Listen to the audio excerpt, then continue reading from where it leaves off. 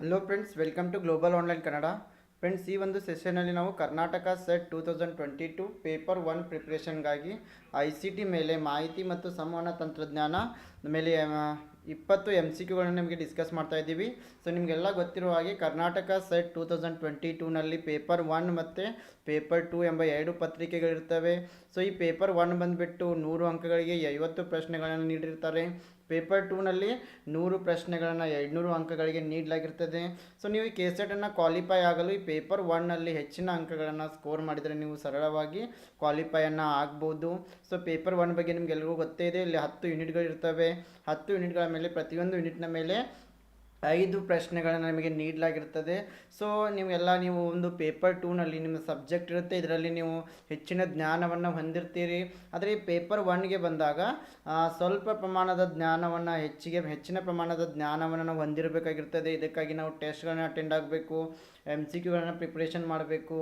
So ಹೀಗಾಗಿ ನಾವು ಈ ಒಂದು ವಿಡಿಯೋದಲ್ಲಿ ನಿಮಗೆ ಇನ್ಫಾರ್ಮೇಷನ್ ಆ್ಯಂಡ್ ಕಮ್ಯುನಿಕೇಷನ್ ಟೆಕ್ನಾಲಜಿ, ಮಾಹಿತಿ ಮತ್ತು ಸಂವಹನ ತಂತ್ರಜ್ಞಾನ, ಇದರ ಮೇಲೆ 20 ಪ್ರಶ್ನೆಗಳನ್ನು ಡಿಸ್ಕಸ್ ಮಾಡ್ತಾ ಇದ್ದೀವಿ.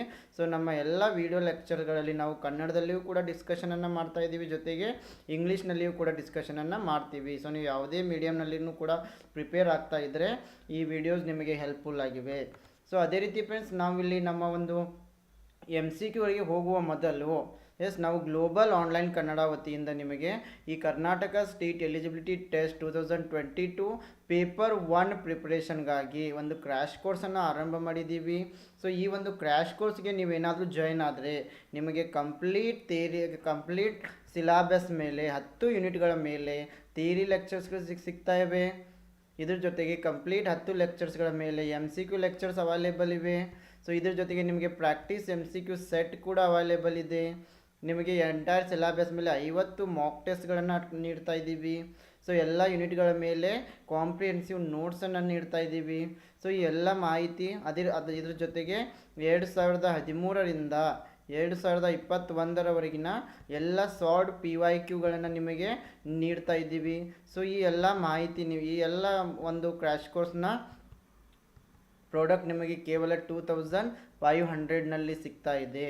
ಸೊ ಈ ಒಂದು ಫೀಸ್ನಲ್ಲಿ ನಿಮಗೆ ಪೇಪರ್ 1 ಬಗ್ಗೆ ಸಂಪೂರ್ಣ ಮಾಹಿತಿಯನ್ನು ನೀವು ಪಡಿತಾ ಇದ್ದೀರಿ. ಸೊ ಇನ್ನು ಇದರ ಒಂದು ವ್ಯಾಲಿಡಿಟಿ ಬಂದುಬಿಟ್ಟು ನಿಮ್ಮ ಎಕ್ಸಾಮ್ ಮುಗಿಯೋ ತನಕನೂ ಈ ಒಂದು ಕ್ರ್ಯಾಶ್ ಕೋರ್ಸ್ನ ವ್ಯಾಲಿಡಿಟಿ ಇರುತ್ತೆ.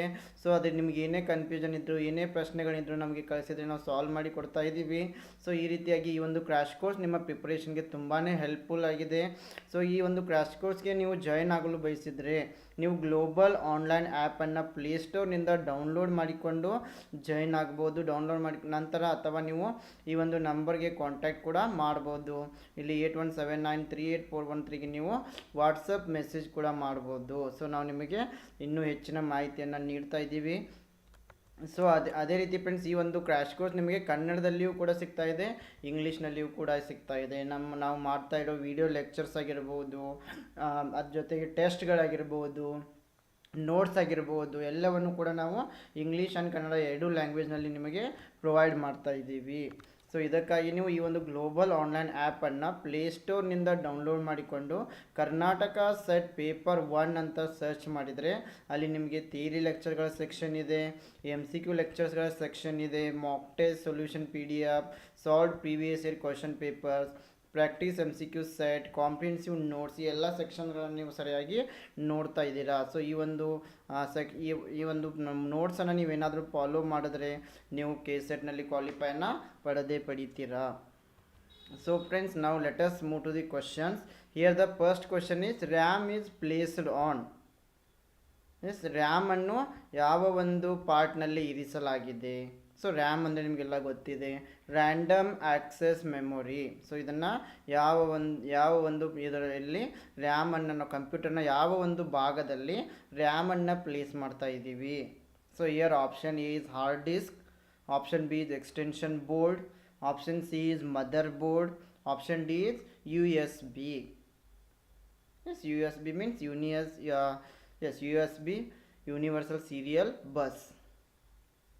RAM, it is placed on mother board. S please remember, ಈ ರ್ಯಾಮನ್ನು ನಾವು ಮದರ್ ಬೋರ್ಡ್ನಲ್ಲಿ ಫಿಕ್ಸ್ ಮಾಡ್ತಾ ಇದ್ದೀವಿ. ಸೊ ಹೀಗಾಗಿ ಇಲ್ಲಿ ಆಪ್ಷನ್ ಸಿ ಏನಾಗಿದೆ, ಒಂದು ಸರಿಯಾದ ಉತ್ತರ ಆಗಿದೆ. ಎಸ್ ಪ್ರಿಯ ವಿದ್ಯಾರ್ಥಿಗಳೇ, ಈ ಒಂದು ICT ಮೇಲೆ ಬರುವ ಪ್ರಶ್ನೆಗಳು ತುಂಬಾ ಸರಳವಾಗಿರ್ತವೆ, ಆದರೆ ಸ್ವಲ್ಪ ಕನ್ಫ್ಯೂಷನನ್ನು ನಿಮಗೆ ಮಾಡ್ತಾ ಇರ್ತವೆ. ಸೊ ಹೀಗಾಗಿ ಸ್ವಲ್ಪ ನೀವು ಈ ರ್ಯಾಮ್ ಆಗಿರ್ಬೋದು, ರೋಮ್ ಆಗಿರ್ಬೋದು, ಪ್ರೈಮರಿ ಸೆಕೆಂಡರಿ ಮೆಮೊರಿ, ಕಂಪ್ಯೂಟರ್ನ ಭಾಗಗಳು, generations of computer, so internet, ಇವುಗಳ ಮೇಲೆ ಸ್ವಲ್ಪ ಒತ್ತನ್ನು ನೀಡಬೇಕಾಗ್ತಾ ಇದೆ.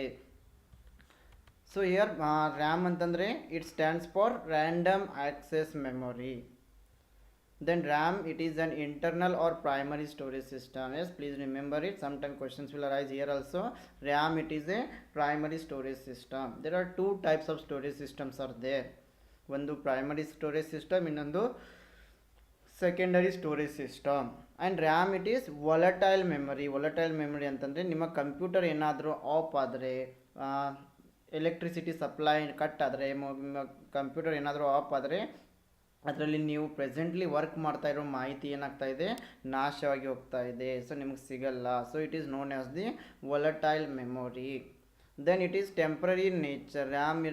ರ್ಯಾಮ್ ಇದು ಒಂದು ಪರ್ಮನೆಂಟ್ ಸ್ಟೋರೇಜ್ ಅಲ್ಲ, ಇದು ಕೇವಲ ಟೆಂಪ್ರರಿ ಸ್ಟೋರೇಜ್ ಸಿಸ್ಟಮ್ ಆಗಿದೆ. Then data writing at faster speed. Yes we can write, writing speed is very fast in RAM. It consumes more power. ಇದು ಹೆಚ್ಚಿನ ವಿದ್ಯುತ್ ಶಕ್ತಿಯನ್ನು ಬಳಸ್ತಾ ಇದೆ. It places inside the computer case of the motherboard. So ಈ ರ್ಯಾಮನ್ನು ನಾವು ಕಂಪ್ಯೂಟರ್ನ ಈ ಮದರ್ ಬೋರ್ಡ್ನ ಒಂದು ಭಾಗದಲ್ಲಿ ಇರಿಸ್ತಾ ಇದ್ದೀವಿ. ಸೊ ಹೀಗಾಗಿ ಇಲ್ಲಿ ಆಪ್ಷನ್ ಸಿ ಮದರ್ ಬೋರ್ಡ್ ಏನಾಗಿದೆ, ಒಂದು ಸರಿಯಾದ ಉತ್ತರ ಆಗಿದೆ. Yes, now let us move to the question number 2.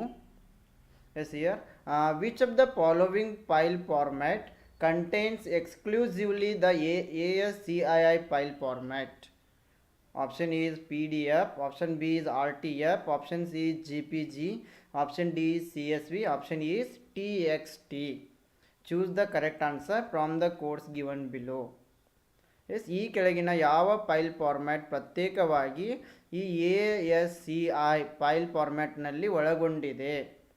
S PDF, RTF, JPG, CSV, TXT. So ಇಲ್ಲಿ 4 ಆಪ್ಷನ್ಗಳನ್ನು ನಮಗೆ ನೀಡಲಾಗಿದೆ. ಎಸ್ ಇಲ್ಲಿ ಸರಿಯಾದ ಉತ್ತರ ಬಂದ್ಬಿಟ್ಟು ಆಪ್ಷನ್ 2 ಸರಿಯಾಗಿದೆ. B, D and E only. Yes the format RTF, then CSV and TXT. Yes, these file formats are saved in ASCII file. So ಇಲ್ಲಿ option B D ಮತ್ತು ಇ ಏನಾಗಿದೆ, ಸರಿಯಾಗಿದೆ. ಸೊ ಈ ಒಂದು ASCII ಫಾರ್ಮ್ಯಾಟ್ ಏನಿದೆ, ಇದು RTF ಮತ್ತು CSV and TXT file ಫಾರ್ಮ್ಯಾಟ್ಗಳನ್ನು ಒಳಗೊಂಡಿದೆ. ಸೊ ಇಲ್ಲಿ ASCII ಅಂತಂದರೆ it stands for American Standard Code for Information Interchanges. Please remember, ಒಂದು ಸಾರಿ KSETನಲ್ಲಿ ಇದರ ಫುಲ್ ಫಾರ್ಮನ್ನು ಕೂಡ ಕೇಳಿದ್ರು. ASCII stands for American Standard Code for Information Interchange. It is the most common character encoding format for text data on computers and on the internet. And ASCII files are plain text files. Yes ಇದನ್ನು ಕೂಡ ನೆನಪಿಡಬೇಕು. ASCII ಫೈಲ್ಸ್ಗಳೆಲ್ಲವೂ ಕೂಡ plain text ಫೈಲ್ಸ್ಗಳಾಗಿರುತ್ತವೆ. And here ಈ ಒಂದು ಇದರ extension ಬಂದುಬಿಟ್ಟು .txt.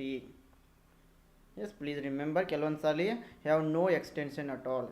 So sometimes there is no extension for these files. Yes, now let us move to the question number 3. Which of the following is a disadvantage of laptop computers in comparison to desktop computers? Yes, as we all know, there are all the computers, maybe the desktop computers or laptops. Some will be having disadvantages and also it will be having advantages. So here we have to compare the disadvantages of laptop and desktop computer. So option A, it has no trailing wires. Option B, it has lower power consumption. Option C, it is lightweight and self-contained. Option D, it is easier to break or steal. So which of the following is a disadvantage of laptop computer in comparison to the desktop computer? So if we compare the laptop to the desktop, which is the disadvantage here? So ನಾವು ಈ ಒಂದು ಲ್ಯಾಪ್ಟಾಪ್ಗಳನ್ನು laptop ಕಂಪ್ಯೂಟರ್ಗಳನ್ನು ಈ desktop ಕಂಪ್ಯೂಟರ್ಗಳಿಗೆ ಹೋಲಿಸಿದರೆ ಅವುಗಳ ಒಂದು ಮುಖ್ಯ ಅನಾನುಕೂಲ ಯಾವುದಾಗಿದೆ? Option A, laptop ಇದು ಹಿಂದುಳಿದ ತಂತಿಗಳನ್ನು ಹೊಂದಿಲ್ಲ. ಆಪ್ಷನ್ ಬಿ, ಲ್ಯಾಪ್ಟಾಪ್ ಇದು ಕಡಿಮೆ ವಿದ್ಯುತ್ ಬಳಕೆಯನ್ನು ಹೊಂದಿದೆ. ಆಪ್ಷನ್ ಸಿ, ಇದು ಹಗುರವಾದ ಮತ್ತು ಸ್ವಯಂ ಒಳಗೊಂಡಿದೆ. ಆಪ್ಷನ್ ಡಿ, ಒಡೆಯುವುದು ಅಥವಾ ಕದಿಯುವುದು ತುಂಬ ಸುಲಭವಾಗಿದೆ. ಇಲ್ಲಿ ಕೊಟ್ಟಿರೋ ಆಪ್ಷನ್ಗಳಲ್ಲಿ ಯಾವುದು ಈ ಲ್ಯಾಪ್ಟಾಪ್ನ ಒಂದು ಅನಾನುಕೂಲವಾಗಿದೆ? Please read the question clearly. Here we have to find the disadvantage of laptop. ಇಲ್ಲಿ ಒಂದು ಲ್ಯಾಪ್ಟಾಪ್ನ ಅನಾನುಕೂಲತೆಯನ್ನು ನಾವು ಫೈಂಡ್ ಔಟ್ ಮಾಡಬೇಕಾಗಿದೆ. So very easy. It has no trailing wires, it has low power consumption, it is lightweight and self-contained. All are advantages of laptop. ಇಲ್ಲಿ computer ಹಿಂದುಳಿದ ತಂತಿಗಳನ್ನು ಹೊಂದಿಲ್ಲ, ಇದು ಕಡಿಮೆ ವಿದ್ಯುತ್ತನ್ನು ಬಳಕೆ ಮಾಡ್ತಾ ಇದೆ, ಜೊತೆಗೆ ಇದು ಹಗುರ ಮತ್ತು ಸ್ವಯಂ ಒಳಗೊಂಡಿದೆ. ಪ್ರಿಯ ವಿದ್ಯಾರ್ಥಿಗಳು, ಇವೆಲ್ಲವೂ ಕೂಡ ಏನಾಗಿವೆ? ಲ್ಯಾಪ್ಟಾಪ್ ಕಂಪ್ಯೂಟರ್ನ ಉತ್ತಮ ಗುಣಗಳಾಗಿವೆ. ಬಟ್ ಇಲ್ಲಿ ಪ್ರಶ್ನೆಯಲ್ಲಿ ಅವಗುಣವನ್ನು ಕೇಳಿದ್ದಾರೆ. ಸೊ ಹೀಗಾಗಿ ಲ್ಯಾಪ್ಟಾಪನ್ನು ಒಡೆಯುವುದು ಅಥವಾ ಕದಿಯುವುದು ತುಂಬ ಸುಲಭವಾಗಿದೆ. ಇದು ಒಂದು ಲ್ಯಾಪ್ಟಾಪ್ನ ಮುಖ್ಯ ಅನಾನುಕೂಲವಾಗಿದೆ. So here laptop it is easier to break and also it is easier to steal. So this is the main disadvantage of laptop. So option D is the right answer. Yes friends, I believe you got it. ಪ್ರಿಯ ವಿದ್ಯಾರ್ಥಿಗಳೇ, ಇಲ್ಲಿ disadvantages of ಲ್ಯಾಪ್ಟಾಪ್ಸ್ಗಳನ್ನು ನೋಡಿದರೆ ಇನ್ನೂ ಹಲವಾರು ಡಿಸ್ಅಡ್ವಾಂಟೇಜಸ್ಗಳನ್ನು ನಾವು ಇಲ್ಲಿ find out ಮಾಡ್ಬೋದು. ಉದಾಹರಣೆಗೆ there are some other disadvantages of laptop. The first one is utilising a laptop is that it does not have any tolerance. Then the disadvantage of utilizing a laptop computer is that it is highly fragile technology. The cost of laptop computer is one of the disadvantage because the price of the laptop is higher than the desktop. ಈ ಒಂದು ಲ್ಯಾಪ್ಟಾಪ್ಗಳ ಬೆಲೆ ಈ desktop ಕಂಪ್ಯೂಟರ್ಗಿಂತ ಹೆಚ್ಚಿಗೆ ಇರ್ತದೆ. Then laptop is that the data stored on it it is not secure and easy to break or steal. So ಲ್ಯಾಪ್ಟಾಪ್ಗಳನ್ನು ಒಡೆಯುವುದಾಗಿರ್ಬೋದು ಅಥವಾ ಕಳ್ಳತನ ಮಾಡುವುದಾಗಿರ್ಬೋದು ತುಂಬ ಸರಳವಾಗಿದೆ. ಅದೇ ರೀತಿ ಲ್ಯಾಪ್ಟಾಪ್ಗಳನ್ನು ನಾವು ಅಪ್ಡೇಟ್ ಮಾಡ್ತಾ ಇರಬೇಕಾಗ್ತಾ ಇದೆ. Then laptop is that the battery backup only lasts for a short period of time. So ಈ ಒಂದು ಲ್ಯಾಪ್ಟಾಪ್ಗಳ ಬ್ಯಾಟರಿ ಕೂಡ ತುಂಬ ಕಡಿಮೆ ಸಮಯದವರೆಗೆ ಬರ್ತಾ ಇದೆ. So let us move to the question number 4. With respect to computers, which one of the following best describes phishing? Yes, what do we mean by phishing in ICT? Option A, a malicious program installed on a system that stays concealed to avoid detection. Option B, a method of bypassing normal authentication procedures over a connection to a network. Option C, a type of unsolicited bulk email of identical messages sent to numerous recipients. Option D, an attempt to acquire sensitive information for malicious reasons by masquerading as a trustworthy entity. ಕಂಪ್ಯೂಟರ್ಗಳಿಗೆ ಸಂಬಂಧಿಸಿದಂತೆ ಫಿಶಿಂಗ್ನ ಅರ್ಥ ಏನು? Option A, ಪತ್ತೆ ಮಾಡುವುದನ್ನು ತಪ್ಪಿಸಲು ಮರೆಮಾಚುವ ವ್ಯವಸ್ಥೆಯಲ್ಲಿ ದುರುದ್ದೇಶಪೂರಿತ ಪ್ರೋಗ್ರಾಮನ್ನು ಸ್ಥಾಪಿಸಲಾಗಿದೆ. Option B, network ಸಂಪರ್ಕದ ಮೂಲಕ ಸಾಮಾನ್ಯ ದೃಢೀಕರಣ ಕಾರ್ಯವಿಧಾನಗಳನ್ನು ಬೈಪಾಸ್ ಮಾಡುವ ವಿಧಾನವಾಗಿದೆ. ಆಪ್ಷನ್ ಸಿ, ಹಲವಾರು ಸ್ವೀಕರಿಸುವವರಿಗೆ ಕಳುಹಿಸಲಾದ ಒಂದೇ ರೀತಿಯ ಸಂದೇಶಗಳ ಒಂದು ರೀತಿಯ ಅಪೇಕ್ಷಿಸದ ಬೃಹತ್ ಇಮೇಲ್ ಆಗಿದೆ. ಆಪ್ಷನ್ ಡಿ, ದುರುದ್ದೇಶಪೂರಿತ ಕಾರಣಗಳಿಗಾಗಿ ಸೂಕ್ಷ್ಮ ಮಾಹಿತಿಯನ್ನು ಪಡೆದುಕೊಳ್ಳುವ ಪ್ರಯತ್ನ ನಂಬಲರ್ಹ ಘಟಕವಾಗಿ ಮರೆಮಾಚುವ ಒಂದು ಸಿಸ್ಟಮ್ ಆಗಿದೆ. So in computer phishing means it is a type of unsolicited bulk email of identical messages sent to numerous recipients. So in phishing, yes, we are sending unsolicited unrelated bulk emails yes to the recipient. So ಈ ಒಂದು ಫಿಶಿಂಗ್ನಲ್ಲಿ ಏನು ಮಾಡ್ತಾ ಇದ್ದಾರೆ, ಹಲವಾರು ಮೆಸೇಜ್ಗಳನ್ನು ಸ್ವೀಕರಿಸುವವರಿಗೆ ಹಲವಾರು ಸಂದೇಶಗಳನ್ನು ಕಳಿಸ್ತಾ ಇದ್ದಾರೆ. ಆ್ಯಕ್ಚುಲಿ ಈ ಸಂದೇಶಗಳು ಈ ಬಳಕೆದಾರರಿಗೆ ಅವಶ್ಯಕತೆ ಇರುವುದಿಲ್ಲ. ಸೊ ಅದಕ್ಕೆ ನಾವು ಏನಂತ ಇದ್ದೀವಿ, phishing. So phishing it is the fraudulent attempt to obtain sensitive information such as user names, passwords, credit card details by disguising oneself as a trustworthy entity in an electronic communication.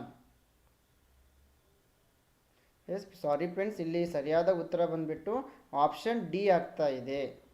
Because phishing it is the fraudulent attempt to obtain sensitive information such as user names, passwords, credit card details by disguising oneself trustworthy entity in an electronic communication. Yes ಇಲ್ಲಿ phishing ಅಂತಂತಂದರೆ ಯೂಸರ್ಸ್ಗಳ user ನೇಮನ್ನು, ಬಳಕೆದಾರರ user ನೇಮ್ಗಳನ್ನು, ಅವರ ಪಾಸ್ವರ್ಡ್ಗಳನ್ನು, credit card ಡೀಟೇಲ್ಸ್ಗಳನ್ನು ಸಂಗ್ರಹಿಸುವುದಾಗಿದೆ. ಎಸ್ ಸಾರಿ ಫ್ರೆಂಡ್ಸ್, ಇಲ್ಲಿ ಸರಿಯಾದ ಉತ್ತರ ಆಪ್ಷನ್ ಡಿ ಆಗ್ತಾ ಇದೆ.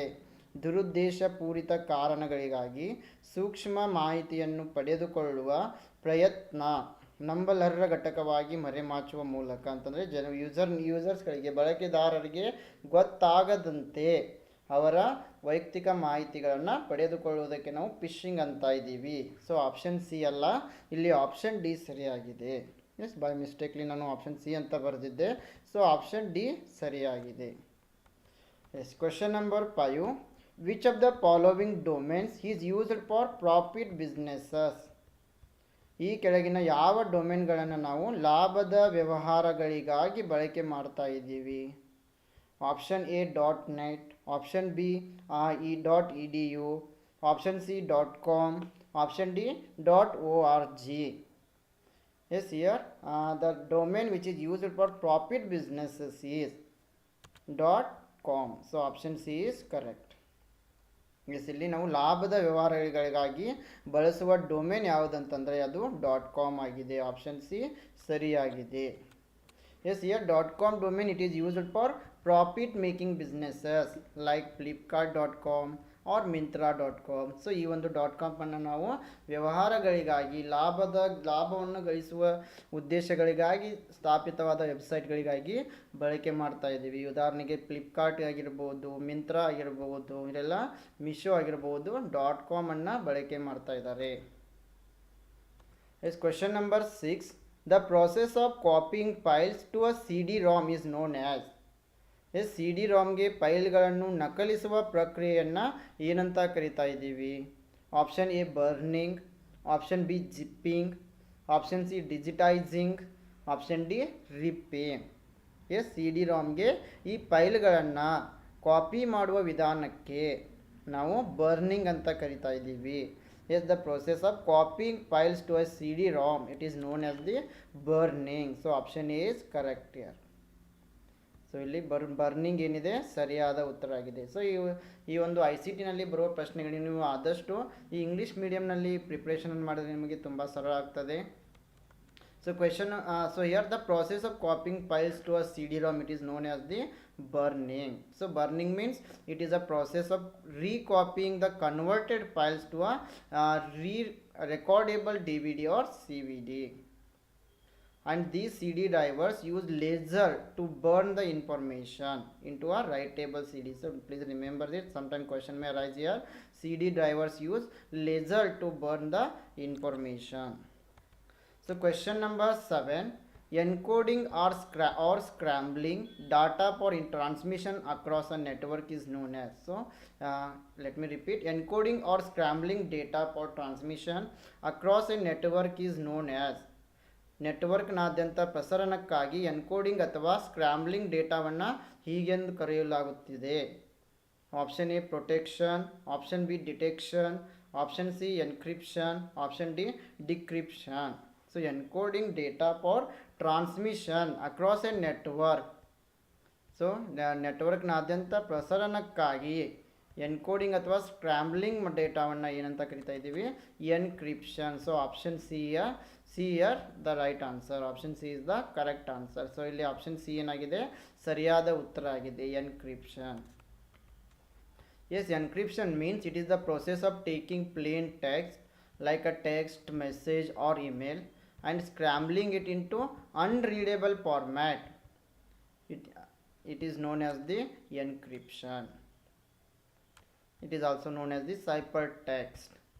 This helps protect the confidentiality of digital data either stored on computer system or transmitted through a network. So it is the process that is scrambling readable text so it can be read by the person who has the secret code. Question number 8. COBOL stands for COBOL. COBOL ಎಂದರೆ option A common business oriented language, option B coupled business oriented language, option C communication business oriented language, option D common basic oriented language. So here COBOL stands for common business oriented language. So option A is correct here. COBOL endare common business oriented language. So the full form of COBOL is common business oriented language. So it is a high level programming language for business application. So ಇದನ್ನು ನೆನಪಿಡಬೇಕು, ಇದು ಒಂದು high level programming language ಆಗಿದೆ. And was first popular language designed to be operating system agnostic and is still in use in many financial and business application. And this COBOL, it is used in business, finance and also administrative systems. Yes, let us move to the question number 9. Read the following statements and choose the right answer.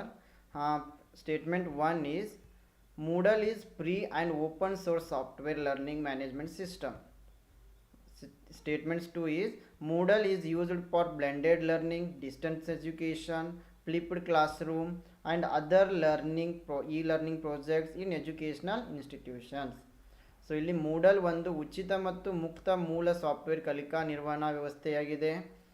ಮೂಡಲ್ ಅನ್ನು ಸಂಯೋಜಿತ ಕಲಿಕೆ, ದೂರ ಶಿಕ್ಷಣ, flipped ತರಗತಿ, ಶೈಕ್ಷಣಿಕ ಸಂಸ್ಥೆ, ಇತರ ಈ ಕಲಿಕೆ ಯೋಜನೆಗಳಿಗೆ ಬಳಸಲಾಗ್ತಾ ಇದೆ. ಸೊ ಇಲ್ಲಿ 4 ಆಪ್ಷನ್ಸ್ಗಳನ್ನು ನೀಡಿದ್ದಾರೆ. Option A both 1 and 2 are true and 2 is the benefit of 1. Option B only 2 is true. Option C only 1 is true. Option D both 1 and 2 are true but not related to each other. Yes, here the right answer is both 1 and 2 are true but 2 and 2 is the benefit of 1. So ಇಲ್ಲಿ ಎರಡು ಕೂಡ ಸರಿಯಾಗಿವೆ. So Moodle stands for modular object oriented dynamic learning environment. Modular object oriented dynamic learning environment, and it was designed to provide educators, administrators and learners with an open, robust, secure and free platform to create and deliver personalized learning environments, and it is user friendly. So here the right answer is option A. Moodle, it is a free and open source software learning management system. Moodle, it is used for blended learning, distance education, flipped classroom. Both the statements are correct and there is a relationship between both the statements. ಇಲ್ಲಿ ಎರಡು ಸ್ಟೇಟ್ಮೆಂಟ್ಗಳು ಸರಿಯಾಗಿವೆ ಮತ್ತು ಒಂದಕ್ಕೊಂದು ಸಂಬಂಧವನ್ನು ಹೊಂದಿವೆ. Question number 10. Karnataka launches portal on EV awareness prepared by Niti Aayog, UK government. What is the name of the portal? Yes, Karnataka has launched portal on EV awareness and this was prepared by Niti Aayog, UK government. What is the name of that portal?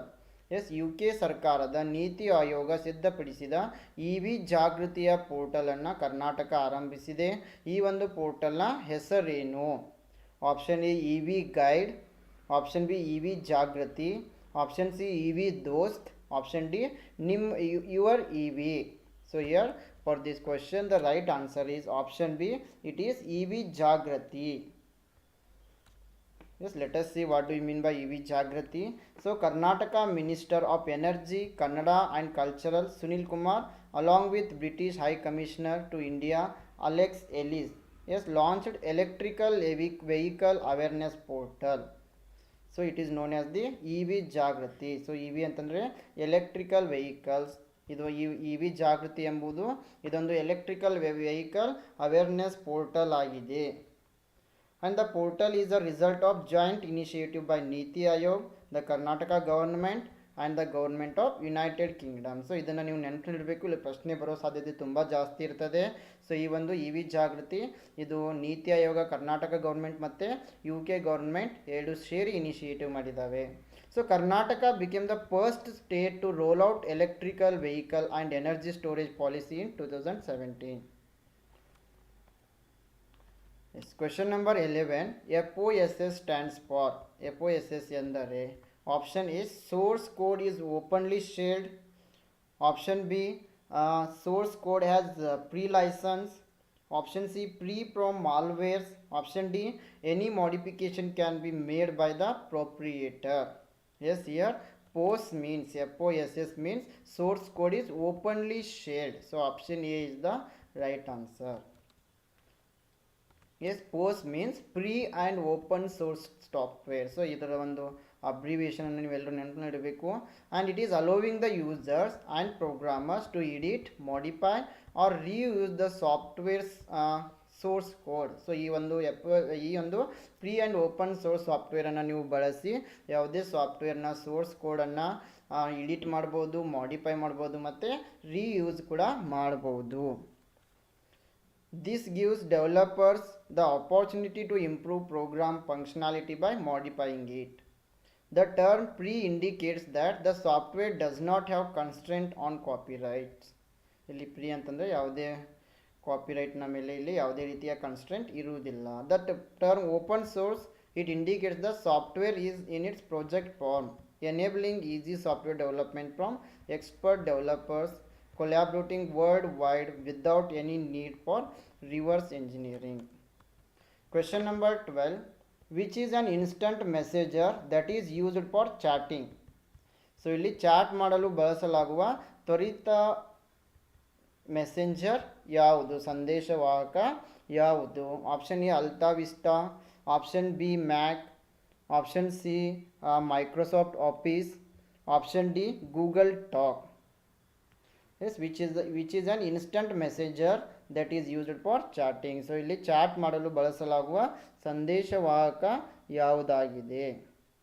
Yes, Alta Vista, Mac, Microsoft Office, as you all know, these are not messengers. So ಇಲ್ಲಿ Alta Vista ಆಗಿರ್ಬೋದು, ಮ್ಯಾಕ್ ಆಗಿರ್ಬೋದು, Microsoft ಆಫೀಸ್ಗಳು ಆಗಿರ್ಬೋದು, ಎಲ್ಲವೂ ಕೂಡ ಇಲ್ಲಿ ಮೆಸೆಂಜರ್ಗಳಾಗಿಲ್ಲ. So ಹೀಗಾಗಿ option D ಏನಿದೆ Google talk, ಇದು ಒಂದು ಮೆಸೆಂಜರ್ ಆಗಿದೆ. ಇದರಲ್ಲಿ ನಾವು ಟೆಕ್ಸ್ಟ್ ಮೆಸೇಜ್ ಮತ್ತು ಆಡಿಯೋ ಮೆಸೇಜ್ಗಳ ಮೂಲಕ ಚಾಟ್ ಮಾಡಬಹುದು. So on instant messaging platform called Google talk hello for both text and voice communication. So ಈ ಒಂದು ಗೂಗಲ್ ಟಾಕ್ನಲ್ಲಿ ನಾವು ಟೆಕ್ಸ್ಟ್ ಮತ್ತು ಆಡಿಯೋ ಮೂಲಕ ಚಾಟನ್ನು ಮಾಡಬಹುದು. And it is also known as G chat, G talk or G message. So ಇದನ್ನು ನಾವು G chat ಅಂತ, ಜಿ ಟಾಕ್ ಅಂತ ಮತ್ತು ಜಿ ಮೆಸೇಜ್ ಅಂತಲೂ ಕರಿತಾ ಇದ್ದೀವಿ. Yes question number 13. A hard disk is divided into tracks which is further subdivided into. Yes hard disk, ಇಲ್ಲಿ hard ಡಿಸ್ಕನ್ನು ಟ್ರ್ಯಾಕ್ಗಳಾಗಿ ವಿಂಗಡಿಸಲಾಗಿದೆ. ಅದನ್ನು ಮತ್ತಷ್ಟು ಉಪವಿಭಾಗಗಳಾಗಿ ವಿಂಗಡಿಸ್ತೀವಿ. ಅದನ್ನು ನಾವು ಏನಂತ ಕರಿತಾ ಇದ್ದೀವಿ?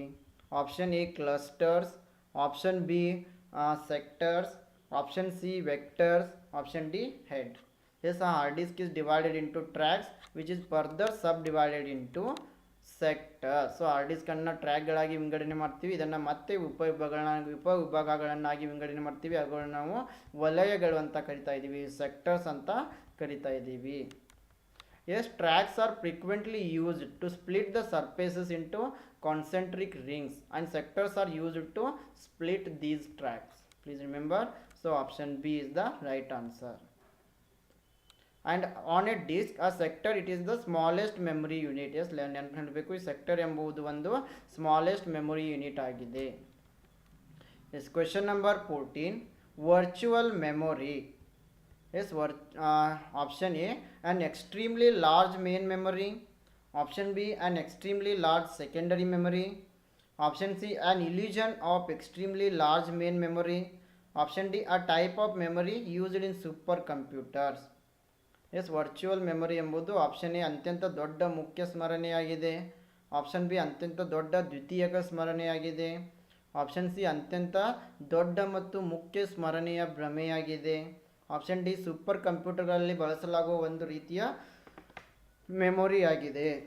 S here the right answer is option C virtual memory. It is an illusion of extremely large main memory. Virtual memory ಎಂಬುದು ಅತ್ಯಂತ ದೊಡ್ಡ ಮುಖ್ಯ ಸ್ಮರಣೆಯ ಭ್ರಮೆಯಾಗಿದೆ. ಸೊ ಇಲ್ಲಿ ಆಪ್ಷನ್ ಸಿ ಸರಿಯಾದ ಉತ್ತರ. Yes virtual memory, it is a common technique used in a computers operating system. And virtual memory uses both hardware and software to enable a computer to compensate for physical memory shortages, temporarily transferring data from random access memory to disk storage. So this is about virtual memory. Now question number 15. A personal computer uses a number of chips mounted on a circuit board called. Yes ವೈಯಕ್ತಿಕ computer circuit ಬೋರ್ಡ್ನಲ್ಲಿ ಅಳವಡಿಸಲಾಗಿರುವ ಈ ಚಿಪ್ಗಳನ್ನು ನಾವು ಏನಂತ ಕರಿತಾ ಇದ್ದೀವಿ? Option A microprocessor, option B system board, option C daughterboard, option D motherboard. Yes a personal computer which is using number of chips mounted on a circuit board, it is known as the motherboard. So option D is the right answer. Yes, ಈ ಒಂದು ವೈಯಕ್ತಿಕ ಕಂಪ್ಯೂಟರ್ನಲ್ಲಿ circuit ಬೋರ್ಡ್ನಲ್ಲಿ ಅಳವಡಿಸಲಾಗಿರುವ ಚಿಪ್ಗಳನ್ನು ನಾವು mother board ಅಂತ ಕರಿತೀವಿ. Option D ಸರಿಯಾಗಿದೆ. So mother board, it is one of the most essential parts of the computer. It holds together many crucial components such as it has a CPU, memory and connectors for input and output devices. Question number 16. Which one of the following is not an internet service provider? Yes, ಈ ಕೆಳಗಿನವುಗಳಲ್ಲಿ ಯಾವುದು internet ಸೇವಾ ಪೂರೈಕೆದಾರರಾಗಿಲ್ಲ? Option A MTNL, option B BSNL, option C ERNet India, option D Infotech India Limited. Yes, very easy. MTNL ಆಗಿರ್ಬೋದು, BSNL ಆಗಿರ್ಬೋದು, ಜೊತೆಗೆ ERNet ಆಗಿರ್ಬೋದು, ಎಲ್ಲವೂ ಕೂಡ ನಮಗೆ ಇಂಟರ್ನೆಟನ್ನು ಪ್ರೊವೈಡ್ ಮಾಡ್ತಾ ಇದ್ದಾರೆ. ಬಟ್ ಇನ್ಫೋಟೆಕ್ ಇಂಡಿಯಾ ಲಿಮಿಟೆಡ್ ಏನಿದೆ ನಮಗೆ ಇಂಟರ್ನೆಟನ್ನು ಪ್ರೊವೈಡ್ ಮಾಡಲ್ಲ. So option D is the right answer. Yes, Infotech India Limited, it offers information technology services to the people, but and it serves various industries including hospitals, banking, transportation and retail around the globe, but it doesn't provide us internet service. Yes, question number 17. Data can be saved on backing storage medium, it is known as. Yes, backing ಶೇಖರಣಾ ಮಾಧ್ಯಮದಲ್ಲಿ ಡೇಟಾವನ್ನು ಉಳಿಸುವುದನ್ನು ಏನಂತ ಕರಿತಾ ಇದ್ದೀವಿ?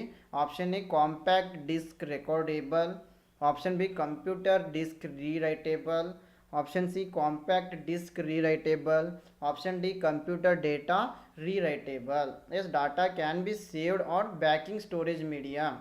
S, it is known as the compact disc rewritable. So option C is the right answer here. Yes friends, ನಿಮ್ಮ ಒಂದು KSET paper 1 ಪ್ರಿಪ್ರೇಷನ್ಗೆ ಈ ಒಂದು ICT ಸೆಕ್ಷನ್ನಿಂದ ಎಲ್ಲ ಪ್ರಶ್ನೆಗಳು ನಿಮಗೆ ತುಂಬಾ ಹೆಲ್ಪ್ಫುಲ್ ಆಗಿವೆ. ಸೊ ನೀವು ಒಂದು ಸಾರಿ ಈ ಪ್ರಶ್ನೆಗಳನ್ನು ರಿವಿಷನ್ ಮಾಡಿದ್ರೆ ಸೊ ನಿಮ್ಗೊಂದು ಐಡಿಯಾ ಬರ್ತಾ ಇದೆ ಯಾವ ರೀತಿ ಪ್ರಶ್ನೆಗಳು ಎದುರಾಗ್ತಾ ಇವೆ ಅಂತ. So CDRW stands for compact disc rewritable. It is a compact disk that can be recorded and also erased multiple times. It holds data. Most of the time it will hold data since many CD players cannot play. Yes, question number 18. Transfer of data from one application to another line, it is known as. Yes, ಒಂದು ಅಪ್ಲಿಕೇಶನಿಂದ ಇನ್ನೊಂದು ಅಪ್ಲಿಕೇಶನ್ಗೆ ಡೇಟಾವನ್ನು ವರ್ಗಾವಣೆ ಮಾಡುವುದನ್ನು ಏನಂತ ಕರಿತಾ ಇದ್ದೀವಿ? Option A dynamic disc exchange, option B dodgy data exchange, option C dogmatic data exchange, option D dynamic data exchange. Yes, the transfer of data from one application to another line, it is called dynamic data exchange. Yes, sorry, here the right answer is option D, dynamic data exchange. Yes, by mistakenly I have written option C here. The right answer is option D, dynamic data exchange. Is in computing the dynamic data exchange, it is a technology for inter-process communication used in early versions of Microsoft Windows and operating systems. So please remember, DD means data, dynamic data exchange. Yes, question number 19. The concept of connect intelligence is derived from. Yes, connect intelligence ಎಂಬ ಪರಿಕಲ್ಪನೆಯನ್ನು ಯಾವುದರಿಂದ ಪಡೆಯಲಾಗಿದೆ? Option A virtual reality, option B fuzzy logic, option C Bluetooth technology, option D value added networks. Yes, here the right answer is option D, value added networks. So option D is the right answer. Yes, a value added network when it is a private hosted service that provides companies with a secure way to send and share the data. And value added networks were a common way to facilitate electronic data interchange between companies. Yes, question number 20, today's last question. Identify the correct order of the following computer storage devices in order of speed of data retrieval from fastest to lowest. So identify the correct order of the following computer storage devices in order of speed of data retrieval from the fastest to lowest. So ವೇಗದಿಂದ ನಿಧಾನಕ್ಕೆ ಡೇಟಾವನ್ನು ಮರುಪಡೆಯುವಿಕೆಯ ವೇಗದ ಕ್ರಮದಲ್ಲಿ ಕೆಳಗಿನ computer ಶೇಖರಣಾ ಸಾಧನಗಳ ಸರಿಯಾದ ಕ್ರಮವನ್ನು ಗುರುತಿಸಬೇಕಾಗ್ತಾ ಇದೆ. Option A hard disk, option B main memory, option C CD-ROM. So ಇಲ್ಲಿ 4 ಆಪ್ಷನ್ಗಳನ್ನು ನಿಮಗೆ ನೀಡಲಾಗಿದೆ. ಇಲ್ಲಿ ಸರಿಯಾದ ಉತ್ತರ ಬಂದುಬಿಟ್ಟು option 4 BAC. First one is main memory, second one is hard disk and the third one will be CD-ROM. So ಮೊದಲಿಗೆ ಇಲ್ಲಿ ಮುಖ್ಯ ಸ್ಮರಣೆ ಬರ್ತಾ ಇದೆ, ಆ ನಂತರ ಹಾರ್ಡ್ ಡಿಸ್ಕ್ ಬರ್ತಾ ಇದೆ, ಕೊನೆಗೆ ಈ ಒಂದು CD-ROM ಬರ್ತಾ ಇದೆ. ಸೊ ಆಪ್ಷನ್ 4 ಸರಿಯಾಗಿದೆ. ಎಸ್, ಓಕೆ ಫ್ರೆಂಡ್ಸ್, ಇದು ನಮ್ಮ ಇವತ್ತಿನ ಒಂದು ಲೆಕ್ಚರ್ ಆಗಿದೆ. ಸೊ ಅದೇ ರೀತಿ ನೀವೇನಾದರೂ ಕರ್ನಾಟಕ ರಾಜ್ಯ ಅರ್ಹತಾ ಪರೀಕ್ಷೆ 2022ಗಾಗಿ ಪ್ರಿಪ್ರೇಷನನ್ನು ಮಾಡ್ತಾ ಇದ್ದರೆ ನಿಮಗೆಲ್ಲ ಗೊತ್ತಿರೋ ಹಾಗೆ ಬೋಧನೆ ಮತ್ತು ಸಂಶೋಧನಾ ಯೋಗ್ಯತೆ teaching and research aptitude paper 1 ಮೇಲೆ ಕ್ರ್ಯಾಶ್ ಕೋರ್ಸನ್ನು ಆರಂಭ ಮಾಡಿದ್ದೀವಿ. ಈ ಒಂದು ಕ್ರ್ಯಾಶ್ ಕೋರ್ಸ್ ನಿಮಗೆ ಇಂಗ್ಲೀಷ್ ಮತ್ತು ಕನ್ನಡ ಎರಡೂ ಲ್ಯಾಂಗ್ವೇಜ್ನಲ್ಲಿ ಸಿಗ್ತಾ ಇದೆ. ಎಸ್, ಇಲ್ಲಿ ನಿಮಗೆ ಸಂಪೂರ್ಣ ಪಠ್ಯಕ್ರಮದ ಮೇಲೆ ಉಪನ್ಯಾಸಗಳು ಸಿಗ್ತಾ ಇವೆ, ಸಂಪೂರ್ಣ ಪಠ್ಯಕ್ರಮದ ಮೇಲೆ MCQ ಉಪನ್ಯಾಸಗಳು ಸಿಗ್ತಾ ಇವೆ, MCQ ಸೆಟ್ ಅವೈಲೇಬಲ್ ಇದೆ, 50ಕ್ಕಿಂತ ಹೆಚ್ಚಿನ ಮಾಕ್ ಟೆಸ್ಟ್ಗಳನ್ನು ನೀಡ್ತಾ ಇದ್ದೀವಿ, ಎಲ್ಲ ಘಟಕಗಳ ಮೇಲೆ ಸಮಗ್ರ ನೋಟ್ಸನ್ನು ನೀಡ್ತಾ ಇದ್ದೀವಿ. ಅದೇ ರೀತಿ ಈ ಒಂದು ಕ್ರ್ಯಾಶ್ ಕೋರ್ಸ್ ನಿಮಗೆ ಇಂಗ್ಲೀಷ್ ಮತ್ತು ಕನ್ನಡ ಎರಡೂ ಲ್ಯಾಂಗ್ವೇಜ್ನಲ್ಲಿ ಸಿಗ್ತಾ ಇದೆ.